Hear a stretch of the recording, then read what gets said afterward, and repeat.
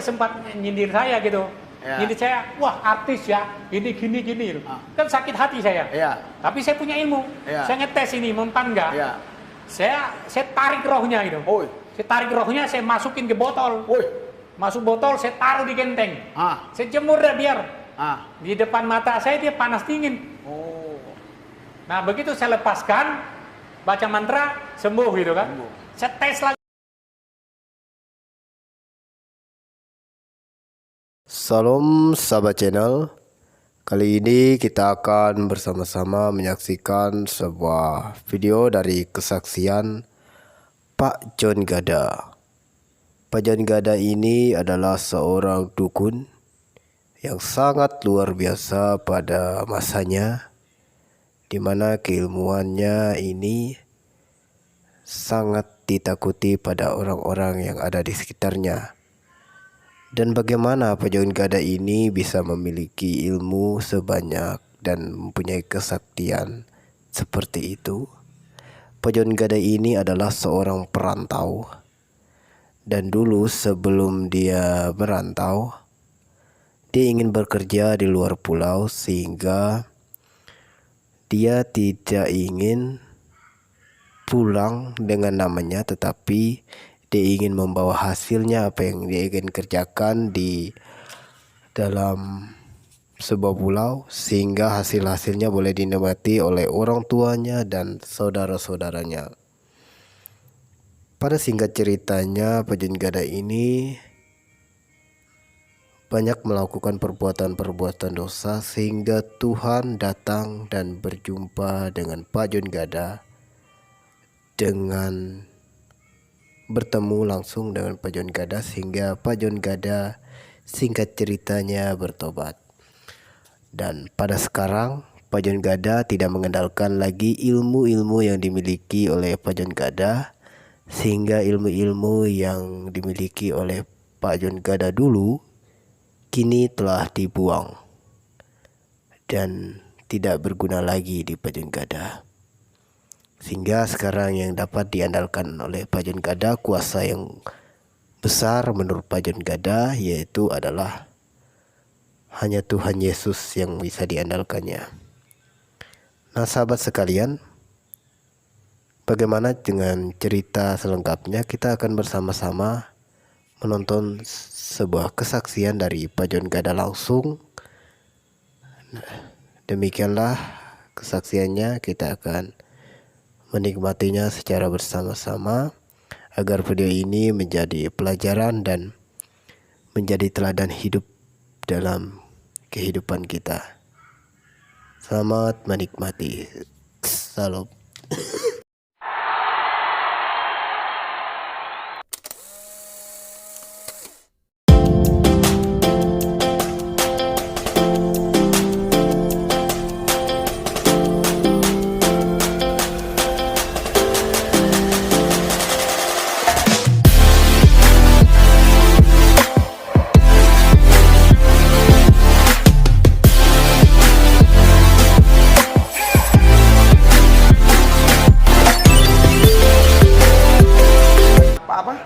John Gada.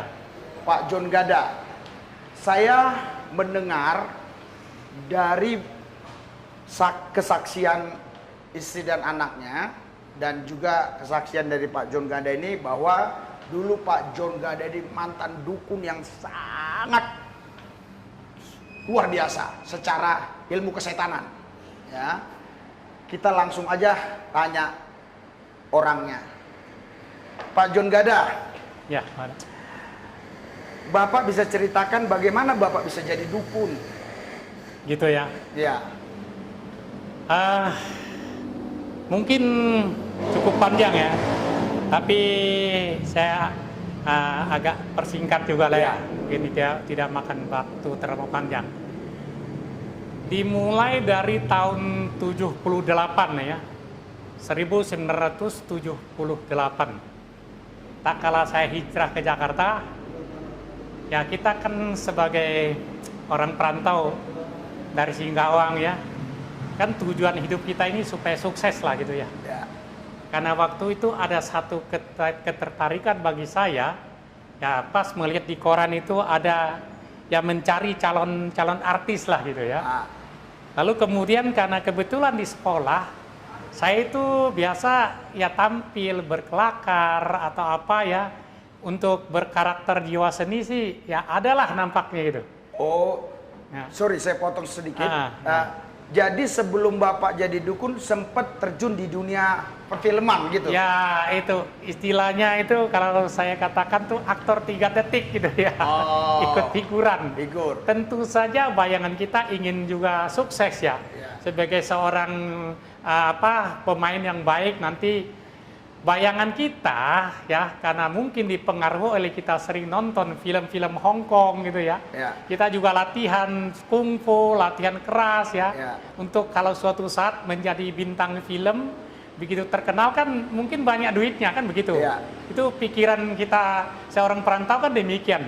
Tujuannya ya tentu untuk ya mensejahterakan keluarga lah. Ya. Kita dari kampung gitu ya. Jadi saya potong sedikit. Nah. Dalam film apa saja yang Bapak ingat yang pernah Bapak sebagai peran figur di sana? Ya sempat ikut film Kecupan Pertama. Apa Pak? Kecupan Pertama. Kecupan pertama. Nah, itu dapat satu ya adegan ringan lah ya. Adegannya ya menyenangkan juga, sekalipun figuran, dianggap aktor 3 detik, sempat adegan berantem bersamaan dengan Agus Miles, Ya. ya, musuhnya Roy Martin lah gitu ya. Ya. Pemain utamanya Jenny Rahman ya. Ya. Karena saya nih wajahnya seperti ini kan dipilih menjadi pemain yang ya agak inilah ya. Ya. Buat lakon yang baik belum menurut sutradara mungkin kurang bagus gitu. Ya. Sehingga menjadi bagian jahatnya gitu. Ya. Nah di situ ada adegan berantem dengan pria bom yang gembus itu. Ya singkat ceritanya berantem masuk ke kolam lah, basah kuyup gitu. Ya. Itu figuran. Ya, kenapa Bapak sudah dipakai sebagai peran figuran di film, kok Bapak mau jadi dukun, ceritanya gimana Pak? Nah itu dia. Akhirnya kita dapat lagi casting lagi ya untuk film figuran juga Ya. seperti Gadis Kampus ya. Ya. Yang waktu itu saya ingat yang pemain utamanya Widi Santoso, Widi Santoso. Alicia Johar, Ya. ya. Tapi kita udah senang juga sekalipun dapat figuran gitu ya. Ya. Nah, singkat kisahnya kita menjadi mahasiswa Atmajaya gitu, mahasiswa Galunggung saya ingat itu. Nah lalu setelah itu ada kesan-kesan dong yang manis rasanya. Wah sudah dikenal di kampung. Nah dulu kan di Sunter tuh. Ya. Tinggal di Jalan Rumah Sakit Ancol, Ya. Pasar Belek gitu. Ya. Jadi kita terus berpikir keras bagaimana supaya sukses. Ya. Akhirnya rupanya ya lama-lama kelihatannya tidak ada lagi yang calling kita ya. Ya. Untuk waktu itu kan zaman Rano Karno, lagi ngetop Lydia Kandau ya. Ya. Pengen juga ikut-ikut supaya sekalipun figuran. Ya. Tapi rupanya belakangan kurang panggilan. Ya. Akhirnya kita berpikir bikinlah satu grup Sanggar Sanga Film. Ya. Nah, di situ saya ingat betul teman-teman kita ya, ada Pak Yanto, Kang Solihin, Kang Udin, ada Kleilani Tasti, Mas Widodo, Pak Doni, Haidir Hasan, saya gitu ya. Nah, jadi itu bikin satu grup Sanggar Sanga Film, tujuannya supaya nanti kita ya supaya aktingnya bagus. Kebetulan saya sempat ikut Tommy Sumarni, Ya. ya, anaknya Usmar Ismail lah, ya. Lalu sempat juga bikin kelompok pemuda pembuat film Indonesia. Jadi sempat juga belajar penyutradaraan gitu ya. Nah, singkat kisahnya semua yang kita lakukan itu baik di kelompok Sanggar-Sanggar Film nggak sukses juga. Nggak sukses. Supaya sukses itu bagaimana gitu. Ya. Nah di tengah-tengah teman kita ada Kang Jaya ya, Mak Solihin, ada usulan-usulan. Ya. Dalam kumpulan ada Pak Yanto, saya nggak tahu mereka sudah di mana karena Ya. waktu bubar sudah terpencar, saya juga terpencar, masing-masing cari jalannya ya sendiri gitu ya. Ada satu kegagalan waktu itu, Gunung Agung, bosnya Gunung Agung, Mas Agung, Jalan Ya. Kuitang tuh, Ya. mau bikin film Sunan Kalijaga kali.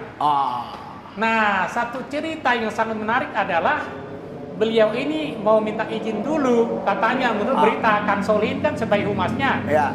Dia bilang harus minta wali sunan-sunan lah ya, supaya hadir. Ya. Minimal memberikan izin untuk syuting film tersebut. Ya. Waktu itu biayanya saja sudah mahal kan. Ya. Nah kita ini di grup ini menjadi pilihan kalau bisa menentangkan Sunan Kalijaga. Ya. Di situ Sebentar, ada. Pak. Maksud Bapak ini Sunan Kalijaga ini sebenarnya sudah meninggal dunia kan? Sudah. Rohnya yang mau dipanggil. Iya. Oke. Rohnya mau dipanggil. Ya. Di situ saya ingin ada Kang Udin dari Garut. Ya. Yang sanggup mendatangkan. Ya dia sebelumnya sudah praktekkan dirinya masuk ada kesurupan. Ya. Bahkan nama kita pun diganti. Wah Ya. senang dong. Ya. Kita bakalan sukses gitu kan ya. Ya.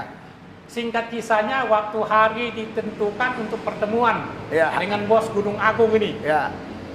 Kang Lo Kesolihin ditunggu-tunggu dari Garut tidak muncul. Ah. Di situ kita merasa malu, saya pun malu, semua malu. Ya. Singkat kisahnya kita yang nggak berani bertemu lah dengan bos ini gitu. Ya. Lah dari situlah kita mulai buyar. Ada usulan dari teman-teman satu grup itu, Ya. kita mesti ada isinya, dibilang. Ada isinya supaya apa? Kita bisa sukses nanti waktu kita tampil wajah kita dilihat, sutradara bisa tertarik melihat wajah kita, dia senang, selalu akan panggil kita untuk syuting gitu kan? Ya. Ya udah karena waktu itu kita secara agama tidak ada pegangan, Ya. boleh dikatakan sintrikritisme lah Ya, gitu ya. ya. Yang bisa menolong kita percaya saja. Ya. Apalagi papa saya seorang dukun yang cukup terkenal. Oh. Nah, sebentar saya minum sedikit nih, agak kering. ya. Santai Pak San. Bapak bisa ceritakan sedikit dukun yang sangat terkenal ini, papanya Bapak itu namanya siapa, tinggal di mana, bagaimana? Ya. Jadi waktu itu saya juga kadang jadi asisten papa saya ya. Ya. Dukun dia karena waktu itu kita tinggal di Jalan Rumah Sakit Ancol. Ya. Di Gang E di depan Pasar Belek ya, mungkin Ya. sekarang masih Pasar Belek, Jalan Rumah Sakit Ancol di Sunter Agung. Sunter Agung. Nah kita tinggal di situ hari-hari, kalau ada papa saya jadi carinya untuk ya minta pertolongan lah, pengobatan lah, nomor lah segala macam. Ya. Karena papa saya itu dikenal di situ dipanggil Baba Otek. Bapak Otek. Baba Otek. Oh, Baba Otek. Nama aslinya kan Loisun panggilannya. Ya. Nama Indonesianya Sun Namat gitu. Sunamat. Oh, berarti keturunan Chinese ini. Keturunan Chinese. Oke. Ya, Chinese Dayak lah gitu Ya, ya. ya. Ya dari mama tuh Bahe. Ya. Ya dari papa Chinese Ya. ya. Engkong kita juga dari Cina gitu. Ya. Nah, karena papa ini memang dari umur belasan tahun sudah dikuasai oleh roh-roh seperti demikian. Oh. Sehingga waktu itu namanya cukup terkenal. Ya. Khususnya di kalangan orang-orang Tionghoa gitu ya, yang selalu ingin minta supaya dapat rezeki, Ya. usaha dagang sukses gitu ya. Ya prakteknya ini kan harus ada asistennya Ya. untuk memperterjemahkan bahasa dari setan-setannya Setan, ke bahasa ya. yang jelas gitu Ya. ya. Nah, jadi contoh ya, sebagai contoh. Ya. Umpamanya dia lagi masuk kesurupan, dia minta arak gitu. Ya. Ya, minta arak dibilang tukong gitu. Tukong itu arak itu kan ciu. Cium. Ciu itu arak dia. Ah. Tapi bahasa setannya tukong. Oh, Suko. Tukong itu istilahnya itu terang bumi gitu loh. Hmm. Nah kalau dia mengeluarkan satu resep obat gitu ya, Ya. untuk umpamanya kangkung gitu. Kangkung. Kangkung itu dibilang liungsi. Liungsi itu kumis naga gitu. Kumis naga. Nah si pemohon kan tidak mengerti. Oh, walaupun orang Chinese nggak ngerti itu. Walaupun Chinese mereka tidak mengerti karena ini bahasa setannya pakai Bahasa istilah-istilah setan. yang tersembunyi. Oh. Nah kita asistennya inilah yang hari-harinya menguasai dan tahu. Tapi seolah-olah seperti bahasa Chinese. Memang bahasa Chinese-nya. Oh. Tapi kan bukan diplesetkan, tapi memang seperti kangkung, seperti cacing tanah. Cacing tanah itu apa? Diliung. Diliung tuh naga bumi. Kan gitu istilahnya. Ya. Tadi minta naga bumi, apa itu naga bumi? Orang lain nggak tahu. Ya. Saya lah yang tahu gitu. Ya. Nah, saya kuasai bahasa setan seperti itu. Dan kemudian cerita kembali ke soal perfilman. Ya. Ya, Kita sambung di situ. Saya ya. kan ingin sukses. Oh iya betul. Kelompok kita ingin sukses. Ya. Tapi teman-teman bilang itu harus ada isi dulu. Tuh. Nah, lalu dikenalkanlah ada isi saudara kita si Ojin tinggal di Depok ya. Terus Kang Jaya. Kang Jaya. Kang Jaya yang bisa punya kemampuan kalau masuk ke rumah pintu terkunci, dia tinggal baca mantra, langsung masuk ke kamar. Oh. Bisa menghilang. Iya. Lalu bahasa mereka katanya kalau si mbahnya yang tinggal di Sumedang di tengah hutan hutan jati, Iya. kalau dia mau menuju ke Arab malam itu dia tinggal sembahyang lalu orangnya pergi ke Arab. Oh. Nanti bisa balik. Tapi saya belum pernah lihat ya. Iya. Tapi dibilang kita sebagai orang-orang yang sukses di film harus ada isinya. Ya. Isinya apa? Ya saya kan tinggal percaya aja, yang penting sukses. Sukses. Nah dengan teman-teman kita si orang Palembang ya, Ya. Keleilani Tasti, mudah-mudahan dia bisa denger. Saya lagi cari Facebook nggak ketemu nih. Mas Widodo, Mas Doni, Ya. Khaidir Hasan ya, masih ada teman-teman yang lain. Ya. Nah sampai sini belum terhubung. Oke, kembali kita ingin suksesnya ini. Singkat kisahnya kita menuju ke Depok lah. Ya. Lalu disembayangin, mandi malam-malam. Nah, lalu kemudian lanjutannya kita menuju ke Sumedang. Sumedang kita di tengah hutan, ya saya lupa jalannya tapi mandi air kembang. Malam-malam jam 12. Ya. Itu kan waktu itu air itu kan dingin ya. Dingin. Itu tahun 79-an deh. Seingat saya begitu. Ya. Lalu di situ cerita singkat kisahnya akhirnya kita diisi. Dibaca, dipraktekin tenaga dalamnya. Begitu baca mantra itu orang tuh bisa mental jauh. Ya. Tertarik dong? Ya. Oke. Kita semua teman-teman diisi. Cara prakteknya melalui tangan. Kodenya kita bertanya, iya itu ke sini, tidak ke sini. Jadi sampai kita menguasai ilmunya, mantranya, waktu itu ya agama saya ada 5 yang gabung. Ya. Baca mantra dengan bahasa Arab oke lah, ya. Baca syahadat oke lah gitu ya. Kita kuasai bahasa itu. Singkat kisahnya kita kuasai. Dikasih isim juga jimat. Ya. Bikin ikat pinggang itu alasannya apa? Ditusuk tidak mempan. Gitu loh. Bisa raib, bisa menghilang. Ya. Tapi ternyata ilmu-ilmu seperti itu memang ada gitu. Ada. Nah, singkat kisahnya menuju tahunan kita kuasai. Nah, bukannya saya sukses di film, bukan sukses ada ketertarikan gitu ya. Ya. Kalau sekarang saya cerita veteran aja ya. Ya. Kalau memang ada keluarga dari pencipta lagu Arianto, ya. Dulu kan si Jamal Mirdad lagi top-topnya. Ya. Nyanyi lagu Perawan Desa. Ya. Indah memercik air pancuran menimpa air yang bening. Dia lagi mulai top gitu ya. Ya. Lembayang Sutra ya. Wah, makin tertariklah kita. Ya. Singkat kisahnya kita minta petunjuk dari senior kita. Ya. Udah dikasih menyan. Menyan dihalus-halusin. Di mana Arianto pulang dari studio, kebetulan kata kita dengar dia suka tidur di kursi. Ya. Ya. Dulu saya taruh menyan ke situ untuk mempengaruhi dia. Ya. Ya, kalau memang keluarganya sedang mendengar, situ ada siapa ya? Si Lisa kalau nggak salah adanya. Nah, lalu kemudian saya taburkan di situ supaya Arianto terpengaruh, tertarik sama saya. Ya. Waktu itu ada si teman kita orang Medan, Hendrik Kumala. Ada si Okiju, ya. Semoga Okiju itu mendengar. Ya. Saya nggak tahu Okiju mungkin sudah jadi hamba Tuhan karena sempat ketemu dia gereja Pantekosta di Pademangan. Ya. Mudah-mudahan terdengar sama dia di YouTube, tinggal dia tahu ya. Nah, ada teman yang lain. Lalu saya rajin ke sana latihan gitu. Ya. Nah, saya berpikir Pak Arianto tuh akan terpengaruh melihat wajah saya lalu tertarik, gitu. Ya. Ternyata nggak mempan. Nggak mempan. Karena dia juga punya agama kan ya, dia beriman ya. Dia Oke. agamanya apa, Pak Arianto itu? Arianto. Ya, namanya Arianto. Ya, agamanya dia apa? Agamanya kalau nggak salah Katolik. Ya. Oh, pengikut Yesus lah. Iya, pengikut Yesus lah. Tapi keluarga baik. Ya. Tantenya baik ya. Setiap yang latihan itu dikasih makan gitu ya. Oh. Ya ada Jamal Mirdad jelas dia sudah mulai viral gitu ya. Iya. Ada abangnya si Ahmad ketemu juga. Jadi dengan Bapak menuntut tadi ilmu kegelapan tadi, tujuannya biar Pak Arianto ini tertarik. Tertarik, bahkan di film juga tertarik. Pak Arianto ini sutradara apa, Pak? Dia pencipta lagu. Pencipta lagu. Ya, grup band favorit. Oh. Jadi ternyata saudara, Pak Arianto ini orang percaya Yesus. Ya. Terus Saya ingat kalau habis latihan biasa Okiju ya. Okiju itu nganter saya pakai Vespa deh. Dia kan sudah akrab, dia sudah rekaman, suaranya bagus. Ya. Ganteng orangnya. Dia nyanyi lagu Juwita. Juwita Malam lah ya. Semoga Okiju dengar. Nggak tahu. Saya udah lama nggak jumpa dia. Jangan-jangan jadi hamba Tuhan juga kan. Terus Ade Putra. Ade Putra terima. Saya belum. Hendrik Komala masih nunggu-nunggu. Orang Medan tuh. Saya pikir ada Alem Domingus, saya masih ingat. Untuk giliran saya kapan gitu ya? Masih jauh gitu. Ada patah semangat juga.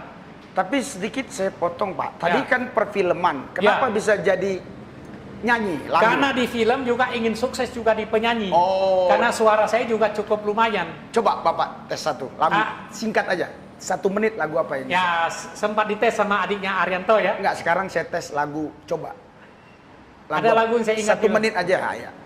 Lembayung sutra di ufuk mulai bercahaya, hatiku pun ingin bertanya. Tuh. Saudara, saya agak lupa syairnya ya. Saudara, terserah Anda menilai kan. Apa ini suara merdu yang sudah bisa cocok. Terus Pak. Saya agak lupa syairnya karena setelah yang betul saya lupa ya. Nah, singkat kisahnya saya dua profesi saya gumulin. Ternyata akhirnya ujung-ujungnya bukan sukses dua-duanya. Saya menjadi dukun yang berilmu. Jadi Pak Arianto ini pun nggak tertarik? Nggak tertarik, semuanya nggak mempan. Kalau sekarang saya sadar mungkin Tuhan punya rencana ya. Mungkin diizinkan dulu, ayo cobain ya kan. Nah singkat kisahnya saya kuasai ilmu. Ilmu yang termasuk canggih ya. Yang saya kuasai, contoh. Saya buktikan gitu. Ya, tapi orangnya sudah meninggal sekarang lah. Itu karena sakit ya, bukan karena saya. Karena dia sempat nyindir saya gitu. Nyindir saya, wah artis ya, gini. Kan sakit hati saya. Tapi saya punya ilmu. Saya ngetes ini, mempan nggak? Saya tarik rohnya gitu. Saya tarik rohnya, saya masukin ke botol. Masuk botol, saya taruh di genteng. Saya jemur dah biar. Di depan mata saya dia panas dingin. Nah begitu saya lepaskan, baca mantra, sembuh gitu kan. Saya tes lagi yang lain. Ada satu keamanan di situ ya, yang sempat membuat saya tersinggung. Saya coba ngetes, itu benar. Saya cabut rohnya. Begitu saya baca mantra, cabut roh kan masuk nempel sini, terasa itu nyet kan. Lalu kemudian saya gebukin, saya udah gebuk dia. Saya gebuk sekian kali bilang kamu jangan macam-macam.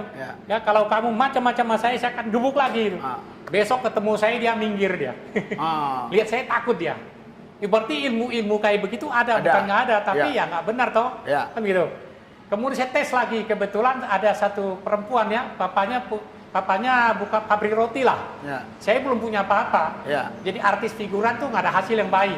Saya tinggalkan kerjaan. Lalu kemudian 1 minggu papanya nggak suka. Kamu jangan bergaul dengan orang bintang film kan ya. Nggak karuan. Ya, pikir saya hitam-hitam ini kan. Anak garisnya manis. Dia punya uang gitu kan. 1 minggu kita udah jalan-jalan, udah akrab, jatuh cinta, diputusin sama orang tuanya. Kan sakit hatinya. Sakit hati, tersinggung kan, sebagai orang anak muda 20 lebih umurnya.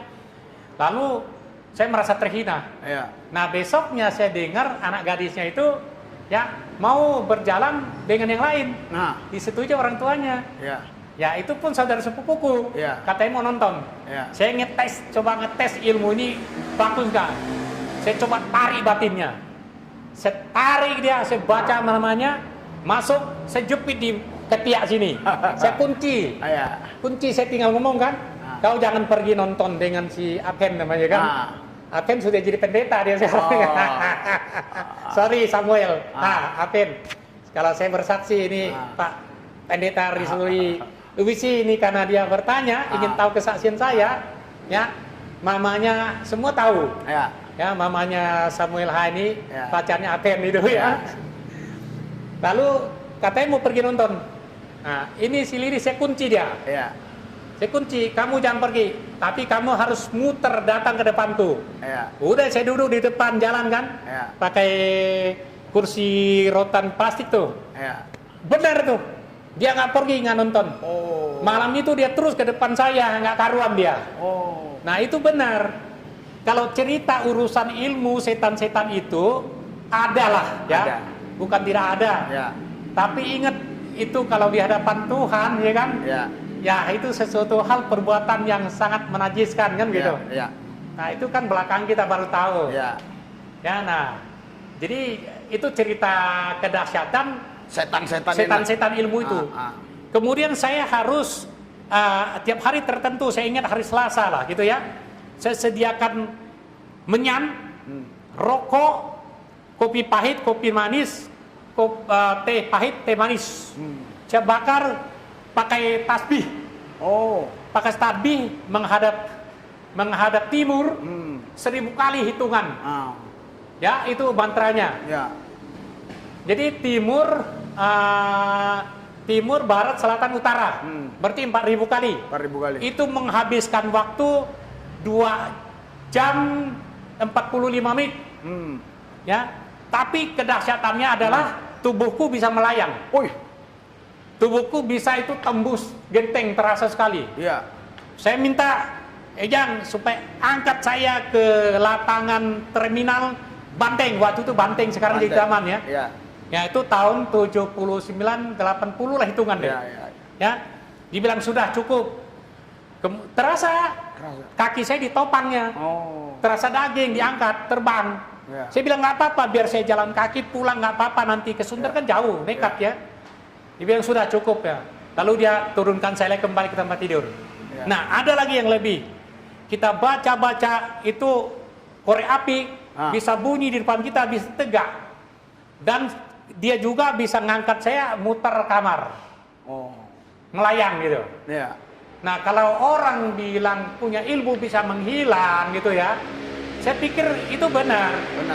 Mencabut roh manusia itu benar, kayak Ibu Hidayat ya, Tony Daud gitu kan, kesaksian mereka itu. Karena ilmu yang saya kuasai itu kalau nanti saya meningkat itu lebih dahsyat lagi. Ya. Tapi itulah saya setelah waktu itu sudah bisa ngobatin orang. Itu Sin Cinci datang nggak ketemu papa saya, lalui saya dulu. Papa saya kadang serahin ke saya dulu. Karena ilmunya susah ngetes dia. Saya coba kuasa ilmunya. Saya masuk ke kantong plastik papa saya kunci dia. Ini jadi tadi Bapak jadi asistennya ayahnya Bapak. Ayah saya. Ini sekarang malah Bapak tes lagi. Iya. Saya kan asisten papa saya. Sebagai dukun yang terkenal juga. Saya tes ilmunya. Siapa yang lebih kuat? Ternyata saya lebih kuat. Karena waktu saya cabut batinnya, saya kunci kan saya bantu di warung juga di Pasar Belek tuh. Saya ingin tahu reaksinya. Dia dari rumah itu muntah-muntah terus datang menuju ke tempat saya. Saya lihat, bapak saya udah muntah-muntah. Lalu saya lepaskan, dia seger lagi. Itu berarti masalah ilmu kesetanan ini kayaknya dalam permainan sandiwaranya entah bagaimana ya, itu ada benar. Nah itu terus kemudian ini sebenarnya setiap kali saya ada yang datang minta pengobatan, sedang sakit nih, bagian di sini ya, sakit di mana, Cik? Sakit sini, panggilnya Aji gitu ya. Sini, oke sini saya baca deh. Baca mantra, saya cabut, saya gebuk, jeder. Bagaimana? Hilang sakitnya. Nah, jadi bukan mukjizat pendeta-pendeta aja yang canggih ya. Pendeta-pendeta. Mukjizat itu nggak heran kayak gitu. Setan pun bisa buat. Setan juga bisa buat. Saya ngalamin. Tapi makanya sebagai seorang pendeta, betul nggak dari Tuhan, hati-hati. Kan gitu ya. Nah itu pengalaman saya lalui. Singkat kisahnya sampai pada tahun 82. Nah di situ Tuhan panggil dahsyat ke saya, ya. Sambil minum nggak apa-apa ya? Nggak apa-apa, santai. Nah, Tuhan panggil saya, boleh saya cerita ini, mungkin waktu panjang nggak nih? Sedikit lagi. 10 menit lagi boleh lah. Ya 10 menit lagi boleh ya. Ini panggilan dahsyat daripada Tuhan. Yang tidak terbayang, tidak ada kerinduan saya, tidak ada tujuan saya untuk menjadi seorang hamba Tuhan, nggak ada. Nggak kebayang lah gitu ya. Apalagi udah kuasa ilmu kayak gitu ya.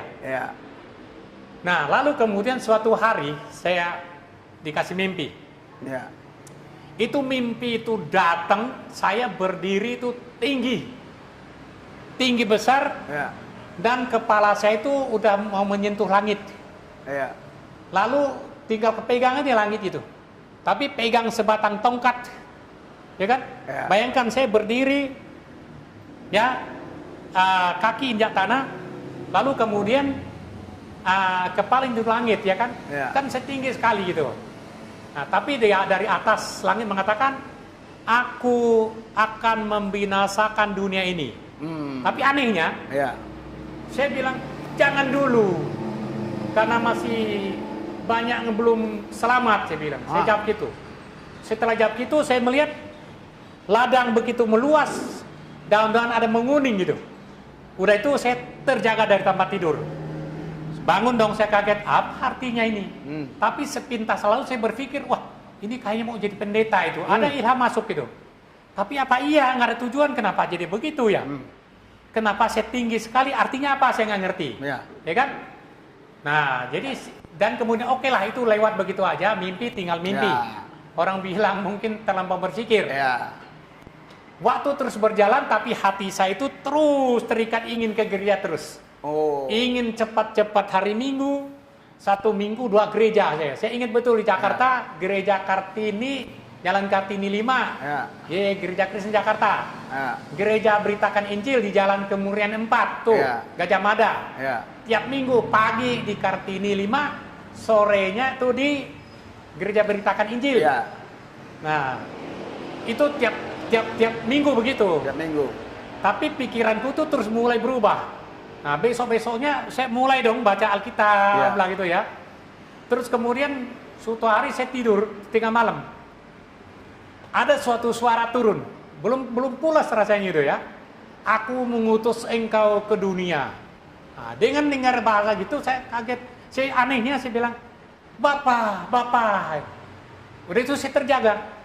Tapi saya juga nggak ngerti wah itu tuh apa artinya Bapak. Tapi sedikit terpikir, ini kayak malaikat kali diutus melindungi saya, lalu banyak mengalami rintangan tantangan, jadi kok kayak nggak mau gitu kan? Itu pikiran saya waktu itu. Itu kedua kali. Ketiga kali karena saya mulai belajar membaca Alkitab, suatu sore ya saya baca nggak ngantuk lah gitu. Tahu-tahu ada suara turun, suara dari langit gitu. Jangan engkau mempersembahkan sesuatu yang tidak halal. Saya kaget gitu. Kaget, tapi di depan saya terbentang ada satu penglihatan semacam layar, saya manjat-manjat kerja gitu. Lama aku lihat gitu. Setelah itu saya terjaga lah itu. Apa artinya gitu? Saya hanya berpikir, waduh, jangan mempersembahkan sesuatu yang tidak halal itu apa? Saya lalu teringat karena waktu itu saya sudah nggak kerja, tidak semangat kerja biasa. Lalu saya ke gereja rajin. Lalu karena nggak ada ongkos, nggak ada persembahan, saya pinjam dari koko saya yang buka warung kelontong. Terutang lah gitu. Aku pikir nanti setelah kerja aku bayar utangnya. Lalu saya harus kerja gitu. Oh berarti saya harus kerja. Singkat kisahnya saya kerja kembali. Lalu saya lupa lah apa utangnya saya bayar lagi. Tapi setiap hari saya bekerja di Gang Lilin, Gunung Sahari 11, namanya Gang Lilin. Tiap hari itu Alkitab tuh ada di bayangan terus nih, di pinggir sini. Nah itu yang membuat saya rasanya parah gitu ya. Nah akhirnya saya merasa tidak tahan. Saya berpikir biar cuci WC saja, jadi pembantu di gereja pun tidak masalah. Pikiranku hanya udah dia ke gereja aja. Tapi di gereja saya tanya, di gereja Kartini saya tanya ada kesempatan untuk sekolah Alkitab enggak? Alasannya dijawab belum terbuka. Mereka tahu saya bersaksi karena jadi baru artis figuran ya.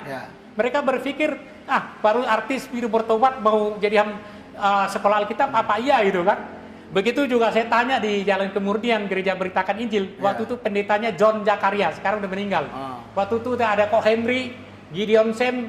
Kalau mendengar kebetulan YouTube ini, saya lah ini. Si Akyong namanya. Si Akyong Hitachi, hitam tapi sini. John gak ada namanya Soalnya sekarang. gini Pak, sedikit Pak. Tapi ingat ya, sampai di sini dulu, Bapak ingat. Bapak keturunan Chinese kan? Betul. Jangan sampai ada mereka yang kurang yakin, bisa nggak bahasa Cina misalnya, siapa namamu? Oh iya, bisa lah supaya tahu wajah seperti ini. Karena Bapak tadi sempat bilang Akyong kan? Ya, turun Chinese ya. Kalau Bapak bertanya siapa namanya, gitu ya. Ada 2 logat Pontianak apa Singkawang, istilah Singkong Pak Ubi. kalau singkang tuh istilah singgung nggak keras. Ya. Nyion maimyang. Oh, Nyion maimyang. apakah kamu punya uang? Siapa namamu? Oh, apakah aku punya uang? Uang. Nyiu lui mau? Apa kau cinta saya? Nyi oi ngai mau? Oke. Gitu ya? Ya, oke. Kalau yang di Pontianak itu kok lebih lembut gitu. Ya. Nyi maimyang, nyiu lui mau, nyi oi ngai mau kayak gitu. Ya, oke, cukup. Ya. Nah, terus lanjutkan tadi, Pak. Nah, tadi lanjutan saya itu ke sekolah kitab ya. Ya, betul. Singkat kisahnya, 2 tempat gereja ini tidak ada kesempatan, belum terbuka. Saya menjadi tambah agak bingung, frustasi juga ya. Nah, saya bertemulah suatu hari, karena waktu berjalan terus, waktu itu sudah mau tahun 83, ketemu suatu hari si Acen di jalan Rumah Sakit Ancol. Kebetulan rumahnya di depan. Acen ini kembar sama saudaranya Aciu, ya adiknya Aing, apa semua ya. Saya bilang, Cen, sini Cen, dia bilang. Waduh Cen, saya dengar kau kan sekolah Alkitab. Iya Dem, kenapa kau pulang? Oh iya, libur kan gini. Cen, saya mau tidak mau bilang mau sekolah Alkitab. Udah angkatan lagi. Lu yang benar loh. Lu kan bintang film katanya gitu kan bahasa Jakarta. Saya serius Cen, tolonglah saya. Ini udah parah perasaanku ini. Lebih baik saya cuci WC di mana pokoknya.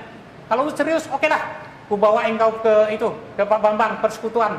Dibawalah ke dia lalu berdoa persekutuan di situ. Nah, singkat kisahnya, tunggu ya, saya ingat betul. Tapi bisa dijelaskan nggak supaya jangan hoak? Acen ini sekarang pendeta? Acen tidak. Oh tidak. Okay. Malah si Acen yang tidak pendeta. Oh, ya. ya, okay. Malah terakhir saya belum lama cari dia di Sunter, dia kena stroke dia. Ya, langsunglah ke pendeta Bambang tadi ya. Nah, jadi tanggal 9 saya ingat, tanggal 9 tahun 1000 bulan apa ya? Sudah mau tahun 83 itu. Ya. Nah, singkat kisahnya kita berangkat jam 10 malam dari Pulau Gadung menuju ke sekolah Alkitab penyebaran Injil di Majalengka. Ya, waktu itu lagi ramai-ramainya tentang karunia itu kan ya. Ya. Nah, sampai di tengah jalan di Arjawinangun. Sekarang saya mau tanya, Bapak pasti ingat dong siapa rektornya waktu itu? Atau kepala sekolah Alkitabnya lah? Tanu Wijaya. Oke, lanjut Pak. Supaya orang kan bisa tahu. Ya, Tanu Wijaya. Ya. Dia direkturnya sekolah Alkitabnya yang membuka sekolah Alkitab penyebaran Injil tuh. Ya. Sampai di Arjawinangun saya masih di dalam bis. Matahari mulai menyingsing karena jam 10 malam berangkat ya. Ya. Bis dulu itu kan kepelan jalannya tuh. Ya. Tidak pakai AC. Ya. Itu saya heran, saya lagi duduk udah sadar tuh. Di depan mobil itu di spion, di bis, kok ada seorang yang umur 30 lebih lah hitungan, pakai baju putih. Lalu menggendong seorang anak di ayun-ayun di kaca spion. Saya ngelihat, kenapa saya lihat begini ya? Nah, setelah lewat tuh saya kan nggak ngerti artinya apa. Nah, singkat kisahnya sampai di sekolah Alkitab itu saya diwawancarai sama pendeta Eka Hartana. Nah, sekarang saya belum lama ini saya dengar dia pindah di Bandung. Ya. Kapan saya mau cari dia? Udah dia dosen juga. Ya. Singkat kisahnya dia tanya sponsor siapa yang utus, saya sampaikan kesaksian. Tapi memang sekolah Alkitab ini luar biasa. Dia mengerti ini panggilan Tuhan. Ya. Kalau begitu sponsormu Tuhan Yesus, dia bilang. Udah kau makan situ. Saya ingat makan sayur-sayur tanpa pecin. Di besoknya tanggal 11 kalau nggak salah itu masuk sekolah Alkitab dah ya. Di situ saya diterima, digambling, nggak ada yang sponsor. Tapi lumayan sebagai siswa banyak kegiatan rutin yang kita kerjakan. Ya. Jadi singkat ceritanya Bapak selesai sekolah di sana. Terus Bapak penginjilan. Coba singkat aja penginjilannya kemana-kemana gitu. Ya, saya ingat betul ya sekarang ya. Karena saya biasa hidupnya di bawah tradisi Tionghoa. Panggilan ini belum mengerti betul, ujian belum mengerti betul. Saya dipraktikkan di Kudus. Di pendeta Petrus Hutagalung. Sekarang masih hidup, dia suka ada di YouTube ya. Di Kudus. Praktek 3 hari saya angkat koper. Karena saya mendengar harus cuci pakaian istrinya punya dia. Apaan? Jadi hamba Tuhan cuci pakaian istri keluarga. Nggak terima. Malum orang Tionghoa.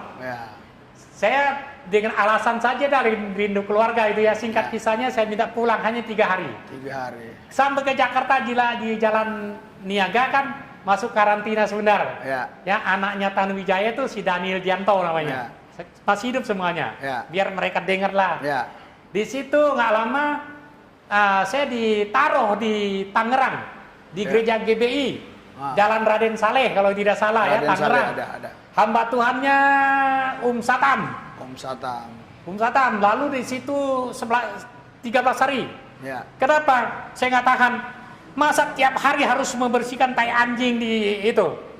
Waduh, nggak tahan. Apaan pendeta pelihara anjing ini bau-bau? Nggak tahan. Minta balik. Tapi kembali ke Jalan Siaga 1 ya di Tomang. Dari situ akhirnya saya tetap diminta karena ada kelebihannya tersendiri. Ya. Dimintalah pendeta Bob Hici di Padang. Sekarang udah meninggal. Di Padang saya ditaruh di mana? Prakteknya di kandang ayam. Peternakan ayam, tiap hari bersihin ayam. Aduh, di situ saya harus bertahan karena ujian. Singkat kisahnya saya lulus ujian dalam praktek. Nah, masuk angkatan lanjut gitu ya. Nah, angkatan lanjut selesai. Wisuda, lalu saya pergi merintis. Dengan Pak Dolat Tarigan. Moga-moga beliau dengar. Saya dengar tinggal di Kebumen. Tahun 91 apa 94 tuh. Merintis dari Kalimantan Barat naik kapal perintis. Kapal ini apa ya? Barang-barang gitu. Nah, berjalan di sana tuh berapa bulan. Nah, ini pengalaman saya. Pengalaman saya ada berapa tempat ya. Tahun 85 ada merintis di Matahari juga, di Jalan Samanhudi gitu ya. Bos. Oke, jadi Bapak sudah merintis beberapa gereja, tapi sekarang belum jadi gembala sidang. Saya sudah jadi gembala sidang, saya merintis sekian tempat, lalu sekian tahun saya lepas pada yang lain. Terakhir saya diminta pelayanan di GKKB Singkawang, Kalimantan Barat. Itu merintis satu gereja juga. Di situ saya cukup lama dari gereja kosong di Sempalet ya, di Kelurahan Sijangkung. Di pos PI-nya. Nah, singkat kisahnya ya ada jemaatnya semua fasilitas cukup lah gitu ya. Nah, kemudian terakhir karena dalam rangka saya ada ambil menyelesaikan urusan kuliah gitu kan. Oh, jadi Bapak balik ke Bandung ini ada mau menyelesaikan urusan kuliah. Ya, sisa yang tanggung dulu gitu kan ya. Ya karena bukan apa ya, ini untuk tambahan ya pengetahuan lah ya. Kita menyadari kita perlu banyak belajar gitu ya. Belajar siapapun asal benar. Jadi status Bapak John Ganda ini sekarang sebenarnya tetap gembala sidang di sana. Sekarang ada penggantinya. Ya, ada penggantinya. Nah, sudah tidak akan tetap itu karena sistem kerja di Injili pasti bergantian. Langsung digantikan. Jadi status Bapak sekarang hanya pendeta yang sedang sekolah. Ya, seperti itu, dan pelayanan free. Ya, free. Dan ada satu tempat yang diminta di daerah Tangerang, tempatnya sudah dibeli 2M ya, minta saya merintis karena dia tahu saya ini jiwanya perintis kali ya. Nah, jadi bagi saya nggak sulit, memelihara yang mungkin sulit ya. Nah, singkat kisahnya alat-alat saya, pelayanan saya kirim ke sana. Berhubung karena pandemi, ya kan, ya tertundalah semuanya. Di Bandung juga ada gitu. Nah, karena sampai hari ini saya ya tinggallah ada di tempat di ruko ini gitu ya. Sampai ketemu Bapak datang, Bapak cukup viral ya.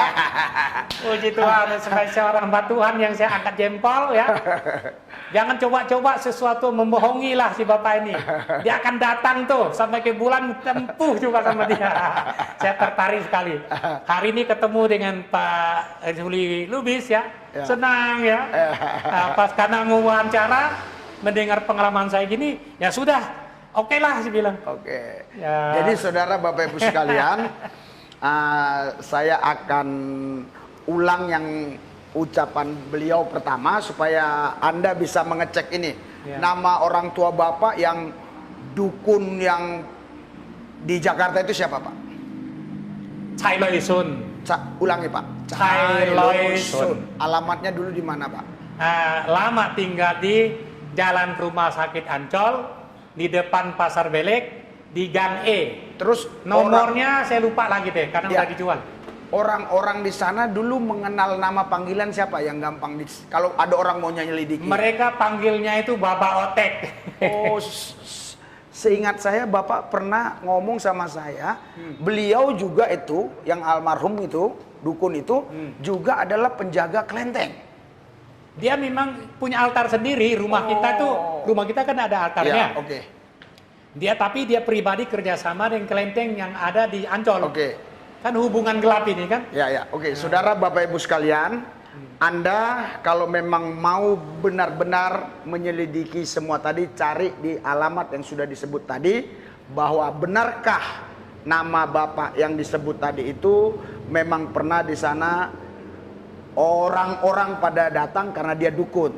Oke. Ya, khususnya orang Tionghoa ya. Khususnya orang Tionghoa yang dia warung kelontong di pasarnya itu di hook dia paling pinggir di depan. Oke. Di pas persis di gang E-nya. Oke. Jadi mari kita sama-sama berdoa biar ini menjadi berkat, saudara. Jadi jangan lagi Anda ini berguru kepada ilmu-ilmu setan. Jangan lagi mau jadi penyembah-penyembah setan atau jadi dukun. Karena semua itu takluk di dalam nama Yesus. Karena Yesus nama di atas segala nama. Bapak ini punya bapak dukun yang top. Bapak ini pun dukun. Tapi ketika ketemu nama Yesus, semua nama setan takluk. Amin. Kita berdoa, Pak. Ada satu hal sedikit saya tambah ya. Singkat kisahnya, sekalipun bertahun-tahun, kita satu keluarga ya. Jadi termasuk papa mama saya yang mereka ekstrim di agama lama. Ya. Jadi 11 orang, termasuk saya, semua dalam Tuhan. Setelah dalam Tuhan, hidupnya diberkati sampai hari ini. Puji Tuhan. Sorry. Orang tua Bapak ini yang dukun pun ketika Bapak percaya Yesus, dia bertobat juga. Bertobat sekian tahun kemudian. Bahkan keluarga-keluarga lain ikut Yesus. Semua ikut. Oh, luar biasa. Ada sanak famili pun juga ada. Ya, firman Tuhan berkata, Kisah Rasul 16 ayat 31, percayalah kepada Yesus Kristus, maka kau selamat dan sisi rumahmu pasti diselamatkan. Amin. Kalau di antara saudara, mungkin ada yang dipanggil duluan dari salah satu keluargamu, jangan khawatir. Terus doa. Amin. Nanti keluargamu diselamatkan. Contoh juga saya. Pertama saya, akhirnya abang saya, adik saya, dan yang lain-lain, kami sudah separuh keluarga saya ikut Yesus. Puji Tuhan. Kita berdoa, Pak, buat